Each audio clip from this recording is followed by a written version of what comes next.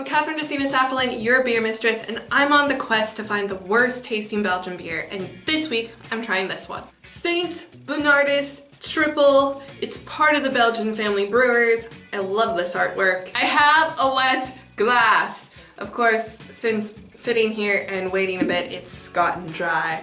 But I've been told that a wet glass helps with pouring the darker beers. Let's open this up. Okay, we're gonna have to pour this because it's coming out fast.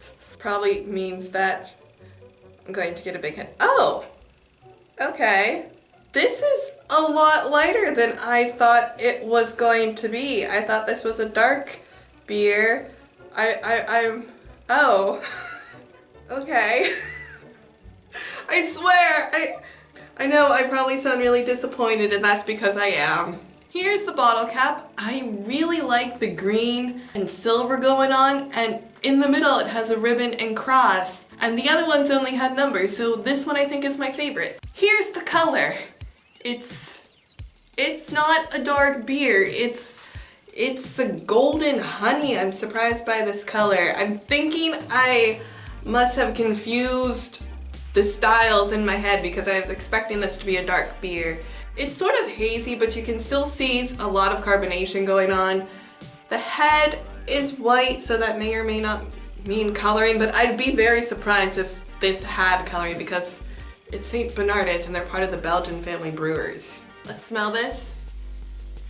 It smells like beer. It just smells like hops and yeast. Like, that's the beer smell that I associate with beer. There's nothing fruity. Maybe a little floral note coming off of it. I don't know if you guys have these, but around here and in France, there are these yellow flowers, and I think they make them into oil or something. I'm not sure, but they are these flowers that do not smell nice, and that's what this smells like, are those flowers. I mean, it doesn't smell horrible like those flowers, but it just has that sort of unpleasant notes that I would associate with those flowers. My description skills are awesome. It's gonna be good. It can't be worse than last week's, that's for sure. Isn't it?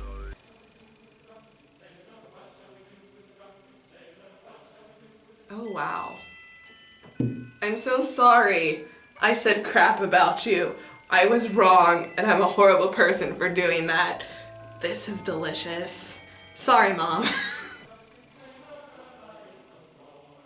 There's just enough carbonation going on in this beer. Although it is a little prickly, the carbonation. Just a little bit. But I swear, after last week's beer, I will never complain about carbonation again, ever. Okay, you know what I find really intriguing? Is that this tastes very florally. That's a word. But it's not like potpourri, because I've had beers that taste like potpourri. It doesn't taste like potpourri, no. Because potpourri beers are not good, no, ew. This just tastes sort of florally, I know.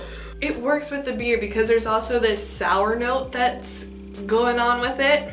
And there might be this tiniest little hint of like something fruity. I don't know what it is. So we're gonna try some more. I think the fruit is apricot. I don't know if that's what I'm tasting, it's just that's the image that pops into my mind, that there is something fruity and that's the fruit that I'm getting. But I sometimes feel like the taste that I get when I'm drinking beer is just like way out there. But this is delightful. There's a nice bitter-sweet combination going on where it's really, and it's not like super sweet, it's just pleasantly sweet. And then you have like the bubbles from the carbonation and that flowery sort of fruity taste that's going on. And then it ends on this tiny little like sour bitter note, and it's a delight in your mouth. Holy crap. I am so sorry for doubting you, St. Bernardus. That was wrong of me. I really want fries right now. I feel like this is the perfect beer to go with some fries and a big thing of mussels, which is the most Belgian thing that you can eat. And with this beer, it would be like super Belgian, but I feel like this would go really well together. especially if you got some mussels cooked in like maybe a similar style beer. I do feel like you need to be eating something to make it more enjoyable. The only reason I say that is because this has an ABV of 8%, which is considerably low compared to like other beers that I have where I don't feel the alcohol, but I'm feeling the alcohol with this one. I need something in my stomach to coat it because like I can feel the alcohol hitting my stomach. It's not completely unpleasant. It's just, you know, it's hitting my stomach and it's going to my head. This is so enjoyable. This is the beer that I would want to drink if I was in the backyard swinging in a hammock that we don't have, in the shade because not the sun, that would be too hot. But this is that type of beer. The one that you drink outside when it's really nice weather. Only problem is the ABV on this is so high. Holy crap. Like it's going straight to my head and it shouldn't. Because I have a full stomach and everything. It's such a good brewery, guys. Oh my goodness. But it's going to my head so fast. Oh. It's a bad thing about this desk. It has wheels, and so if I lean on it, it moves. The only downside is that, like, how many ever weeks ago it was, because I don't know. I wanted a nice beer that was going to get me tipsy so that I wouldn't have to think about the hot weather. And I picked the one at 10% thinking that'll do the trick, and it didn't. I didn't feel it. And it just blows my mind that this is at 8. It's 8. It's 2% lower than the other one. But this one is like going to my head so much more quickly than the one that was at 10%. And I don't understand it. Just how does that happen? Like, I don't get it, guys. I really don't. I'm sure that there's some scientific explanation on why certain beers affect you differently, but still, this is definitely a beer that you would need to pace. But this is a delicious beer. It really is. It probably doesn't help that I'm drinking it so fast because it's just so delicious. Taste hope. I think this is definitely a beer that you need to work up to because there's like an aftertaste, and I don't want to say it's unpleasant, it's really bitter and sort of sour.